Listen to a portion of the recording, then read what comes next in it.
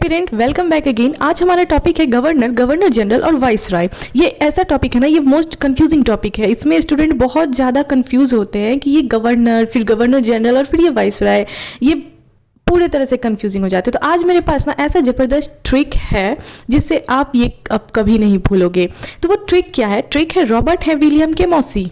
ठीक है, अब सबसे पहले बंगाल के प्रथम गवर्नर, सबसे पहले बंगाल में गवर्नर नियुक्त किया गया किनको? रॉबर्ट को, तो रॉबर्ट क्लाइव। ठीक है, उसके बाद बंगाल के प्रथम गवर्नर जनरल। अब पहले होता था बंगाल में गवर्नर, लेकिन फिर रेगुलेटिंग एक्ट 1773 के अनुसार इसी गवर्नर को चेंज कर दिया गया गवर्नर जनरल में।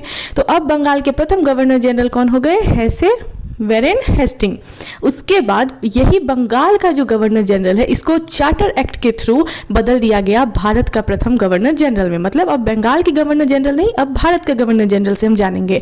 तो भारत का प्रथम गवर्नर जनरल फिर कौन हो गया? विलियम से विलियम बेंटिक। अब देखिए, भारत का प्रथम गवर्नर जनरल, और फिर अब हम बात करेंगे भारत का अंतिम गवर्नर जनरल पे। ये जीजी यानी गवर्नर जनरल को मैंने शॉर्ट में लिखा है। तो भारत का अंतिम गवर्नर जनरल कौन? Lord Canning.